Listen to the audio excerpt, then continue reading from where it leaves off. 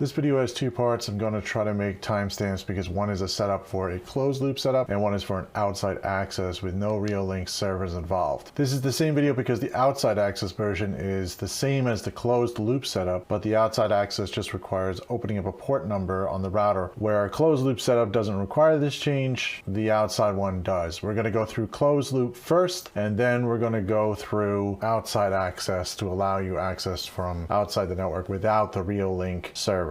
Let's get started and let's take a look. You're probably going to see the cameras are blurred out because obviously this is a customer's setup. I'm going to set it up a little bit further and play with those settings. We are VPN'd into their network, so that's the reason why we can see it on their network. So the first few steps we're just going to go into. Now, if you have an NVR, which is what I would recommend using if you're going to use outside access, but you could also set this up for just one camera setup on the outside or the inside. So let's click on settings. You want to be able to make this into a static IP address for your NVR or camera. This is kind of the same process. So if you're using just the cameras themselves, you would do this repetitively for each camera. If you're doing this for one NVR, then you would just set up only the NVR. Let's go to the network first, and what you're going to do is you're going to see network information. Right now I've already got it set up as a static IP, but you will want to click setup currently, and then you're going to choose your connection type. You're going to change it from DHCP to static.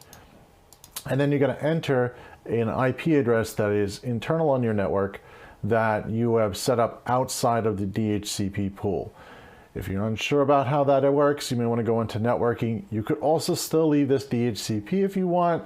It will still work, but you may end up losing connection if the IP address internally changes and you are using this for an outside access. You'll have a hard time getting or connecting to this device. So I still recommend putting it as a static IP so you know what it is. When you put this information in, be sure to keep a copy of this record already written down in a separate document. You know, that includes the IP address, the subnet mask, the gateway, and any of your DNS settings if you prefer. Now, I have mine set to auto DNS right now. That's okay. If you want, you can set up your own static ones. You could either set it up for your own static DNS server, or you could set it up as your router to forward out. After this is complete and entered, you're going to save that and close. And the next steps you're really going to do is you're going to basically turn off all of the UID settings on all cameras and the NVR. To do that, we're going to click on, close this, we're going to basically click on settings again if you're on the NVR or the camera, and then you're going to head over to network settings, and you're going to go down to the advanced section,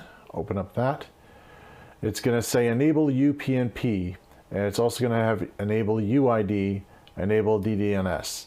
What you're going to do is if you want a closed loop system, you're going to want to uncheck or disable these. When they're gray, they're disabled. When they're blue, they're enabled. So I have enable UID. I'm going to turn that off. I'm also going to turn off enable DDNS, and I'm going to turn off UPNP. This is on, that is off. Of your other settings, you want to double check your NTP settings, make sure that that time is correct, synchronize it. You also want to make sure your port settings are set correctly.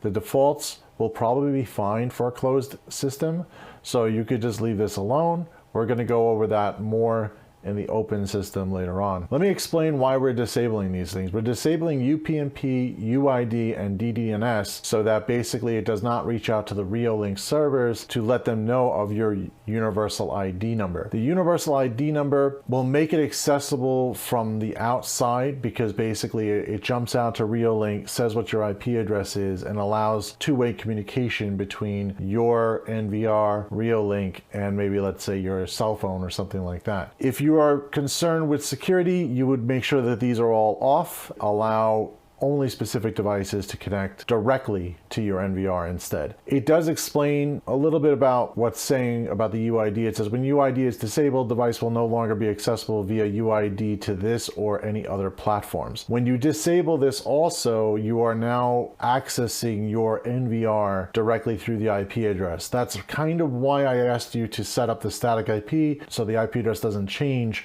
over time. Your router won't reassign you a new internal IP address to this NVR. So you'll need to know where that is. Again, that's a little advanced, but this also allows you the most secure method of keeping your NVR internal to your network. Now, another word of advice on security, you'll may want to keep a strong password. To set up a password on here, what you can do from the beginning is click on the settings button, again by the NVR button, and then going down to system, then user management, and you can change the password of the administrator. I am not going to change the password, but you would just hit change password. You put the old one in and you put a new password and confirm the same password. When you go to do this, we would recommend at least 12 characters before you send out and save the password for your administrator account. It should be at least 12 characters long. I am not sure on the maximum on the actual Reolink software, but I would recommend at least 12. 16 to 20 is kind of more the range of where you really should have a password, but at the very minimum 12. Make sure that that password is not family pet names, no,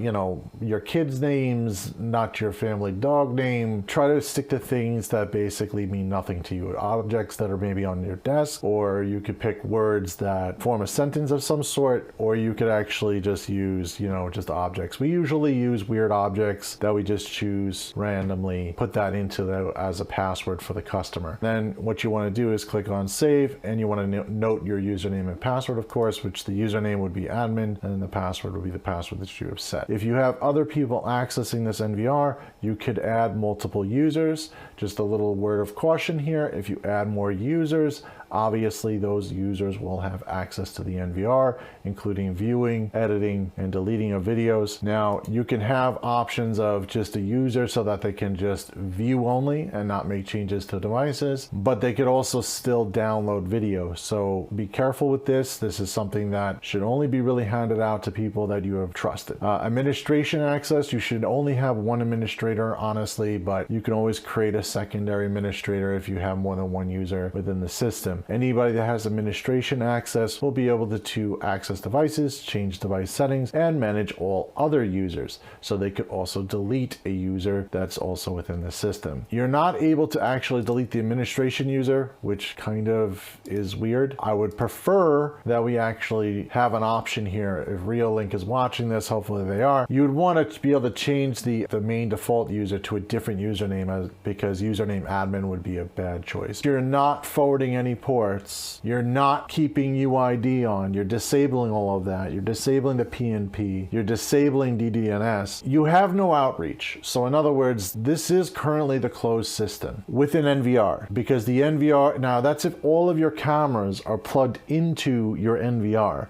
If you have a camera that is not plugged into the NVR, you will have to configure those settings separately. Now, if you're not using an NVR, you're going to have to make all of these changes individually to each camera. It's a little longer of a process, but it's the same exact process, except the only difference, instead of editing the NVR, you're editing each camera device specifically that is shown up on your network. Within NVR, you're also separating out the camera system from your main network. Even if you are not really using it this way, all of those cameras that are on the NVR are now set up with a private internal IP address that is a VLAN of its own under Reolink's NVR. And what you're doing is you're hopping that over to the main network and giving it an IP address specifically on that network. So your NVR is really the only thing that is internally exposed at the current time. If you're using the cameras directly and you're not using an NVR, all of those cameras are directly linked into your main network. We would recommend that you set up a VLAN at that point for your cameras and keep it separated from your other devices that are on your network. But again, this is a network, that's a network situation, and that's going to be covered in another video about keeping VLANs and separate things for Internet of Things devices. This cameras we kind of put in IoT. It's not really considered IoT, but in my opinion it is, because of the fact that it's a simple device that is not really a firewalled computer device. It is literally just a dumb device on the network, and that's kind of what an Internet of Things device is. These types of things should be really separated on separate network. If you don't want to play with any of the separating of VLANs and configuration setups, I would recommend you get an actual NVR, put it in place,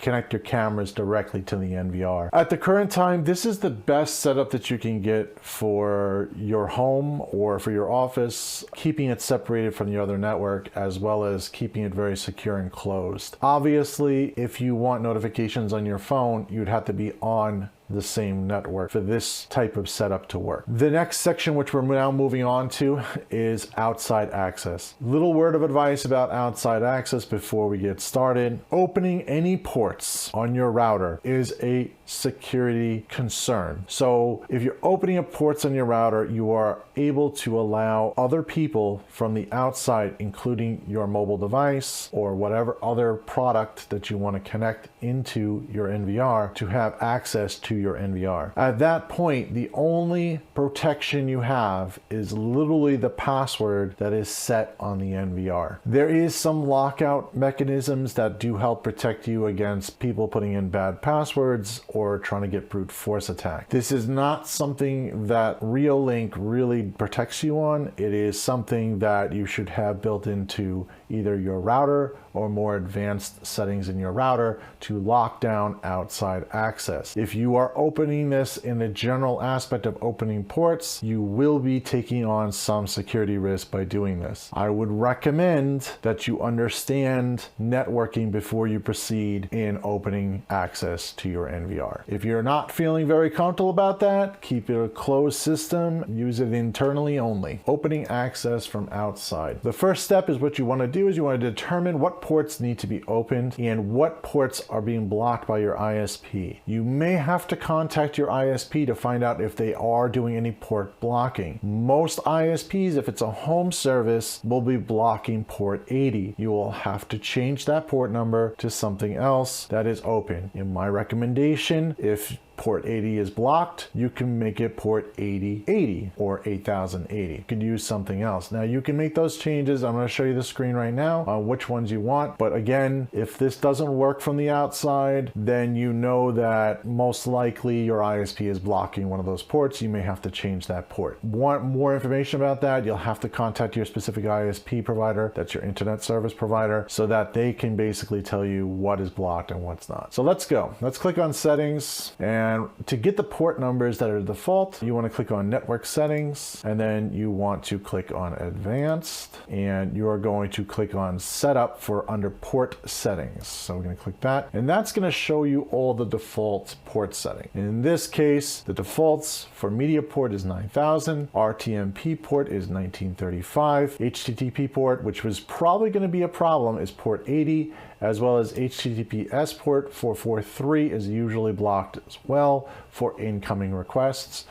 So these two might be a problem on most home ISPs. If you have a business ISP, it's really still up to the ISP if they're going to unblock you, but the majority of the time, since you're a business client, they will unlock all ports. Now, RTSP port, that's not going to be a problem. That's 554 usually, shouldn't be an issue. ONVIF port, which is 8000. Again, you can make these changes anywhere you want. You can modify these port numbers to be different port numbers. In the case of the HTTP port, you may want to double that up to 8080, or for HTTPS, you could do something like 4434 or something like that if you want to just basically add a digit on there. So that goes to a different port number. In either case, write down all of these port settings. You're going to need them because you're going to have to open them on your firewall or router, which your router should have a firewall, which is the whole point of this. So once you've made those changes, click save or write them down, click save, close this,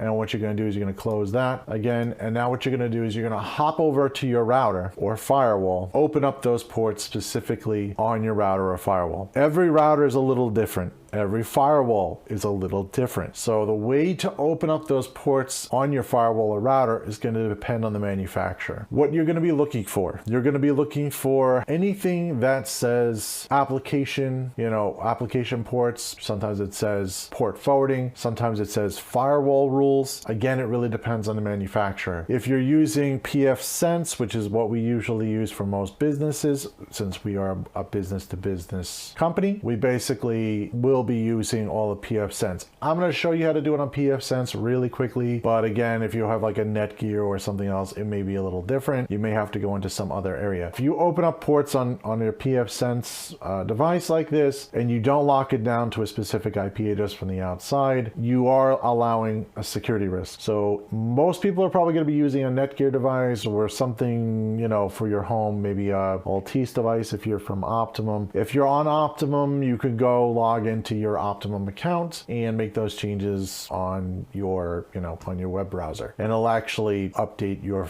you know, your router from logging into Optimum. But there are a lot of other routers out there. There's a lot of different devices. We're not going to cover them all. We're just going to cover the basic pfSense one because that's the one we usually recommend to our clients, and that's the one we use every day. So what I'm doing is just basically taking notes on what ports we have here. So we got media port, RTMP port, which is, I'm going to do the defaults just to show an example, but you should probably change these if your ISP blocks them. Port 443, RTSP port 554, ONVIF port. I don't know why I keep running port because they're all ports. 8000. Anyway. All right, so we have all these. We don't need this in front of us anymore. We can ditch this. Okay, so when you initially log into pfSense, it comes up to this main screen. This is the main dashboard. What we're interested in is Firewall, and we're going to use NAT. And under Firewall and NAT, if you only have one specific IP, this is for a setup for one WAN IP address. If you have multiple WAN IP addresses, you're going to use the rules. That's going to be Firewall and rules. We're not going to go into that area because I have a lot of special rules already set up and I don't want to do that. If you have one IP, which is mostly what most typical people have, you'll want to use Firewall and then NAT. And NAT will just allow you to do port forwarding. It's also just called straight port forwarding. What we're going to do is you're going to add a new rule. I usually hit the add button with the little down arrow just so that it adds to the bottom of the list. You could also use the add and up arrow, which will add to the top of the list.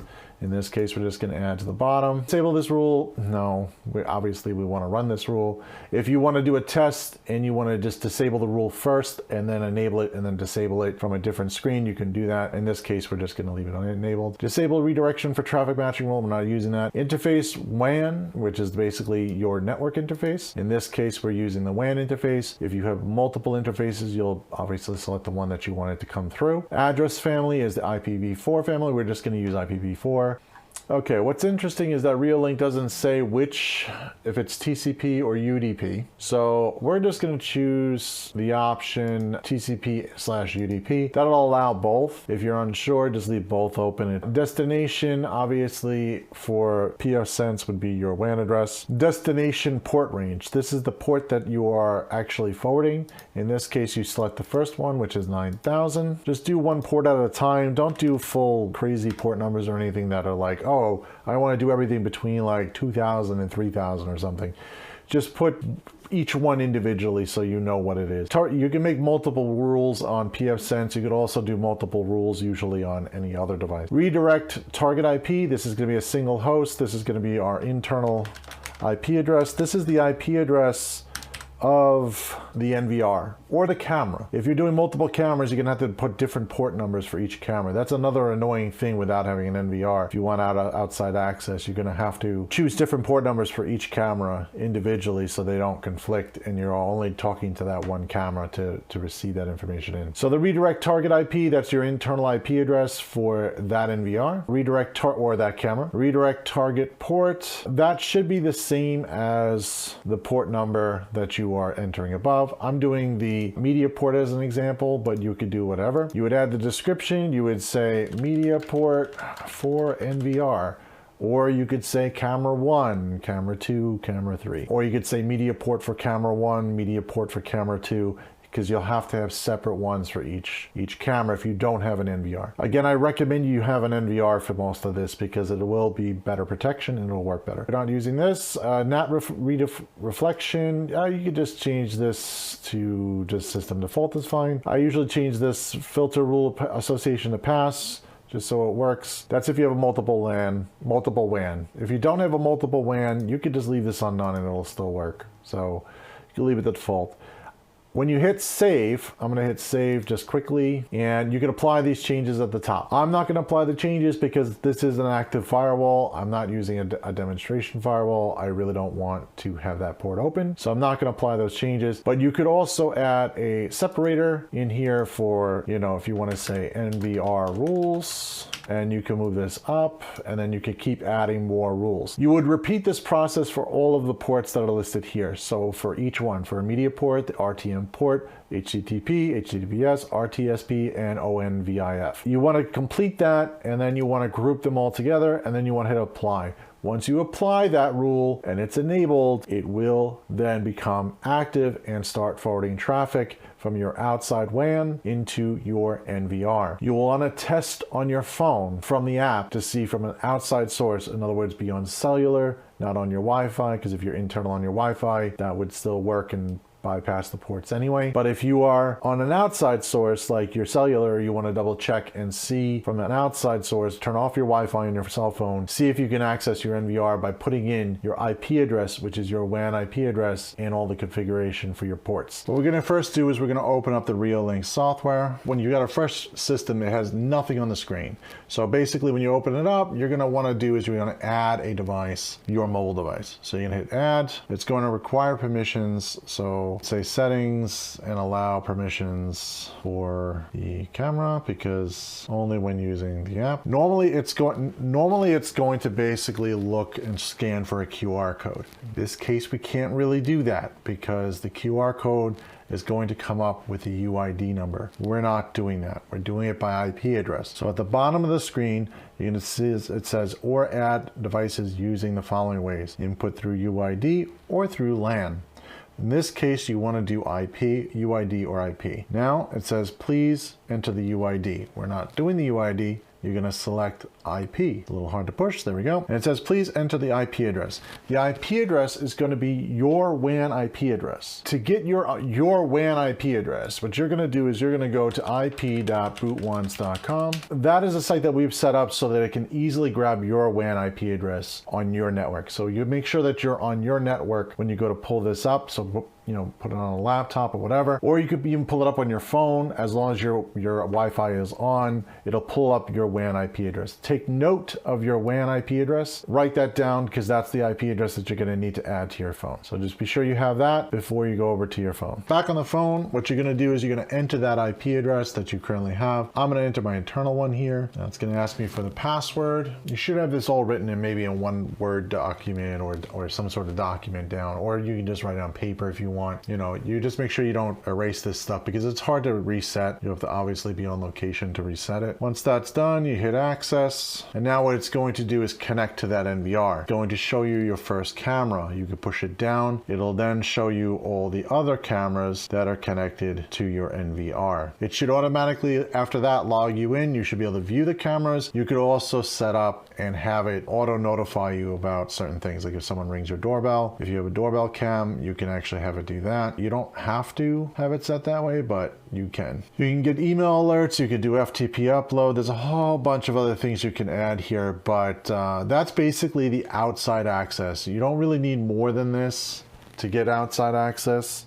It should just work and should allow you to connect. If you're okay with allowing Reolink to use your IP address on their server, if you're feeling okay with that, you can also use UID. You would just turn the initial directions when I first said that where you turn that off, you would just leave that on and use the UID. If you're doing that method though, it's really easy because then you would just scan the QR code off the NVR and it'll automatically bring all that information in for you, and it'll just ask you for a password, and then you can use it anywhere you want. The only word of advice of why you're probably on this video is that you're probably a little paranoid about giving out your IP address to Reolink, and that's okay. You could just go the other route. You will have to understand that it is more difficult to set up because you are now circumventing having to use an outside, access directly. So you're not using UPNP, you're not automatically forwarding ports. You are now having to do all that work for yourself. Again, if you feel paranoid about all of this, then just only follow the closed loop connection, because the closed loop one, which is the first part of this video, that basically shuts everything off, and that's the way I would probably recommend running things, especially if it's for your house, or if you have internal cameras in your house, which I totally advise against. But you know, if I can understand why you might want to do that. You may want to have internal cameras for security reasons, I don't know. But if you do that, you know, you'd want to close loop just so that you don't have to worry about people downloading your footage. I hope this was helpful for some people. I hope that you guys understand that this is just a tutorial on how to do this. If you guys need a professional setup and you're on Long Island, please feel free to give us a call. We do setups on Long Island. We usually do business to business. We usually don't do homes, but you know, if there's a home that basically is easily accessible for running cabling or anything like that, we will probably consider it, like in other words, new construction. But if it is a already home that's completed, we don't usually do inside the homes because it's really difficult to run wiring. But we do business to business. We do storefronts, regular office buildings, anything that basically requires cameras on a constant basis. So we hope to see you in the next one. Get subscribed. We do have a lot more tutorials coming up, as well as some open source software that we're looking at for some other stuff. So, and we also have another interesting watch review coming up for the Galaxy Watch. We'll see you in the next one. Have a great day.